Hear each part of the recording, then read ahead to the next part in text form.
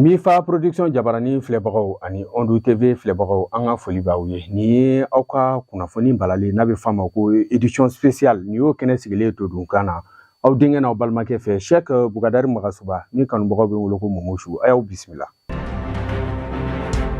An ka bi kunnafoni kɛnɛ an bɛna an da don fɛn min ye kunu ni o bɛnna an b'a fɔ anw yɛrɛ fɛ yan nɔ Karima. An ka gwɛlɛmasiri tabagaw n'o ye an ka faamaw ye u ni maajuguw kɛra ɲɔgɔn na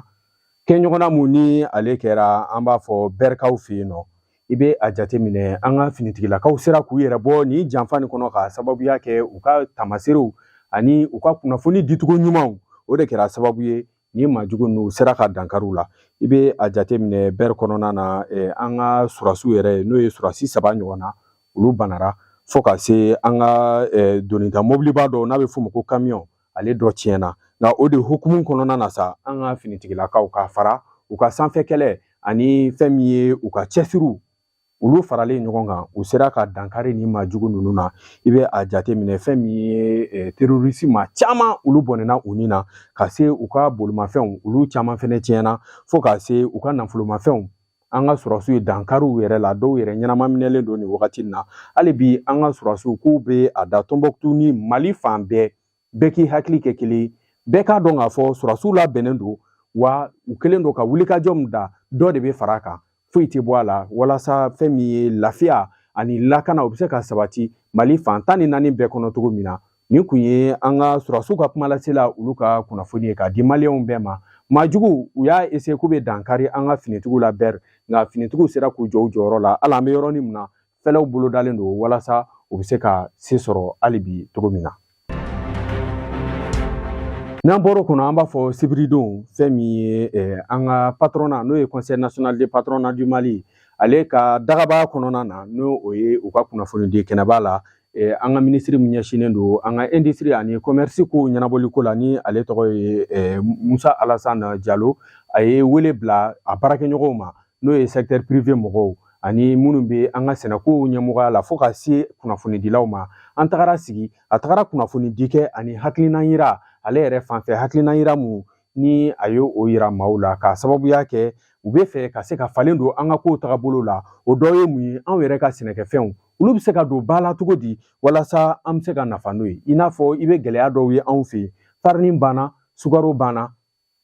yɛlɛma bɛ se ka don o ko la cogo di jateminɛw bɛ se ka kɛ cogo di I n'a fɔ k'an yɛrɛ ka dunfɛnw ka olu dɔw bayɛlɛma an bɛ se ka balo n'o ye farini ko la I b'a jateminɛ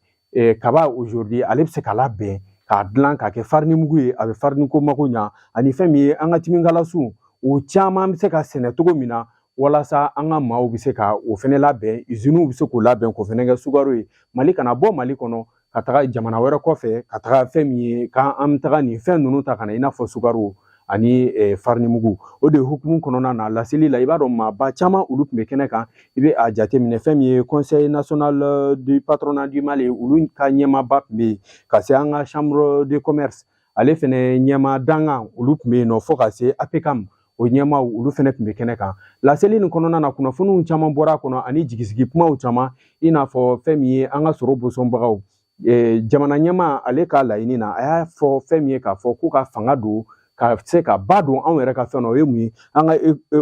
opérateur économique n'olu tagara fɛnw nɔfɛ sisan ka se ka an ka fɛn fanba bɛɛ di olu ma fɔlɔ la I b'a ye kɔfɛmɔgɔw de tun fanga ka bon nka an bɛ yɔrɔ min na walasa anw yɛrɛ ka maaw olu yɛrɛ fɛnɛ bɛ se ka fanga sɔrɔ an ka kow baara la cogo min na o laseli de tun bɛ sibiri tɛmɛnen fɛn min ye minisiri fan fɛ. N'an bɔr'o la an bɛna an ka kiri tagabolo la I b'a ye fɛn min ye anw ka kiri bi maa caman bolo sinen don k'a fɔ ko kiri tɛ ka kɛ a cogo la anw fɛ a bɛ san caman bɔ o de hukumu kɔnɔ an ka jamana ɲɛmaa n'o o ye an ka colonel Asimi Goyita juma tɛmɛnen a fɛnɛ I kunda fɛn min ye an ka Cour suprême ma a selen yen nɔ sisan u tagara ka jateminɛw kɛ a tun bɛ ka maaw sigi maa minnu bɛ yen nɔ bi olu bɛ se ka u ka kalikan di jamanamaaw ma Cour suprême kɔnɔna na n'u ka président laseli ni an b'a fɔ maaba caman tun bɛ kɛnɛ kan I b'a ye an ka furancɛla fanga gouvernement maa ɲɛmaa n'o ye Dr Choguel Kokala Mayiga ale tun bɛ fo ka se Salifu Diaw ma ni o ye CNT o ɲɛmaa ye ani ministre min sigilen don an ka kiri ɲɛnabɔli la an b'a fɔ ale fɛnɛ ka nɔrabila o tun bɛ yen nɔ fo ka se maa minnu bɛ an ka avocat ni fo ka se an ka maîtres caman olu tun bɛ kɛnɛ kan i bɛ a jateminɛ jamana ɲɛmaa a ka laseli la a ye kuma caman fɔ a y'a yira fɛnɛ k'a fɔ bi kiri ye fɛn dɔ ye maa minnu bɛ taga kiri kɔnɔ u k'a dɔn k'a fɔ jamana tɛ se ka taga ɲɛ ni kiri tɛ jamana ka lafiya tɛ bɛn ni kiri tɛ wa kiri ma ɲi jamana o jamana kɔnɔ bɛn tɛ yen nɔ sabula sanga ni wagati ni mɔgɔw fununen don u bɛ kolankolon kɛ u bɛ kumalankolon fɔ dɔw yɛrɛ bɛ danga don k'a ɲɛsin jamana ma k'a sababuya kɛ kiri sabula maa tɔɲɔnen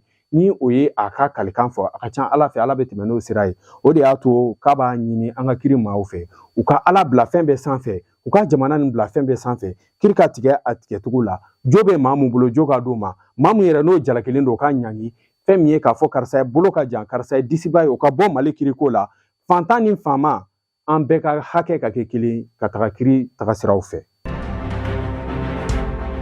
an b'a fɔ an ka minisiri min ɲɛsinnen don an ka kɔfɛkow ni jamanakow wɛrɛ ɲɛnabɔli siraw fɛ an b'a fɔ ale ye maaba bisimila maa mun ni ale tɔgɔ ye Jean Pierre Lacroix an b'a fɔ nin wagati na ale yɛrɛ ye fɛn min ye diɲɛ kurukara ka keleyatɔ n'a bɛ fɔ a ma ko ONU olu ka bolofara min ɲɛsinnen don fɛn min ye bɛn sabatili ye ani ka wuli ka se ka taga bɛn sabati jamanaw kɔnɔ o maa ɲɛma ale ka adjoint o tun bɛ anw fɛ yan nɔ i b'a ye a nakun tun tɛ dɔwɛrɛ MINUSMA bɛ n'ale wulili min kɛ ka bɔ ba Maliba kɔnɔ ale nakun kun ye hali bi o siraw tagamali o ko bɛ se ka kɛ jɛlenya la cogo min na i b'a a jateminɛ a ka kunnafoniw na a y'a yira k'a fɔ MINUSMA ka tagali ka bɔ Mali kɔnɔ o tɛna kɛ sababu ye Mali bɛna sen bɔ ONU na Mali ni ONU bɛna jɛ ka baara kɛ sira caman fɛ i n'a fɔ nafasɔrɔ siraw lakana siraw ani ka se ka fɛn min ye bɛn sabatili o bɛ se ka kɛ hali Mali kɔnɔ cogo min na o de hukumu kɔnɔ an ka minisiri fana ye kuma ta a ka laseliw la n'o ye Abdoulaye Diop a ko n'i y'a jateminɛ hali MINUSMA bi u kɛlen don ka kan minnu di Mali ma i n'a fɔ Bɛri ni Tɔnbɔkutu ninnu ko maajugu dɔw kɛlen don ka wuli sisan k'a fɔ k'u b'o bali nka u k'a bila u hakili la Mali la bɛnnen don wa nin kan ninnu a tɛna bila mɔgɔ si ka bolo kan ni Mali ka bolo tɛ ninnu ye jigisigi kuma ye an sigilen don hali bɛ ka jateminɛ kɛ fɛn minnu na MINUSMA ni ala yɛrɛ ma basi kɛ ale ka maa labanw kan ka taga ka bɔ ba Maliba kɔnɔ ka bɛn ni décembre kalo tile 31 ye an bɛ taga sankaw fɛ yen n'an tagara sankaw fɛ an b'a fɔ fɛn min ye maa 70 ɲɔgɔn na ni a bɛ fɔ o ma ko agent de santé n'o y'an ka kɛnɛya sabatibaga maaw ye olu ye kɔgɔli baara kɛ kɔgɔli baara min n'a bɛ fɔ o ma ko formation k'a sababuya kɛ walasa ni dugumɔgɔ ninnu fɛn min ye an b'a fɔ kɛnɛya sabatibaga n'o ye docteur ye o kana se ka dɛsɛ u ka yɔrɔ la o de hukumu kɔnɔ formation nin yɛrɛ ale daminɛra depuis tɛnɛn tɛmɛnen nka u kan ka tile 18 ɲɔgɔn na u bɛ o de kɛ nin labɛn ninnu na i bɛ a jate minɛ k'a fɔ nin formation nin yɛrɛ musaka ale bɔra fond mondial fɛ k'a ɲɛsin an ka ONG ma ONG min n'ale bɛ wele ko muso nin tɛ kunnafoni duman ye Gawokaw fɛ yen nɔ an balimamuso dɔ araba tɛmɛnen ale jiginnen kɔfɛ a ka den fitinin a ye den fitinin ni a tagara la fili fɛn min ye clinique dɔ o ɲɛgɛn kɔnɔna na i bɛ a jate minɛ fɛn min ye olu ka femme de ménage n'o o ye muso minnu b'u ka yɔrɔ sanuya ale de tora yɔrɔ ko la ka nin den fitinin ni kasikan min ɲɛgɛn kɔnɔ a bɛ jigitigɛ kasi bɛɛ la o kɛra dɔrɔn an balimamuso ni ale ye wele bila an ka finitigilakaw ani sapeur pompiers ma olu wulila ka na u ye den nin nabɔ den nabɔlen kɔ an b'a fɔ nin wagati na kunnafoniw b'a jira k'a fɔ ko den nin ko baasi foyi t'a la a ka kɛnɛya nin na wa kunnafoni kelenw b'a fɔ fɛnɛ k'a fɔ nin wagati na ko fɛn min ye an ka kɛnɛya tigilamaw u kɛlen don ka den nin ta sɛgɛsɛgɛliw bɛ ka kɛ walasa maa min ye nin kojugu kɛ tigɛ bɛ se ka d'a kan cogo min na n'an bɔr'o kɔnɔ an bɛ taga Niger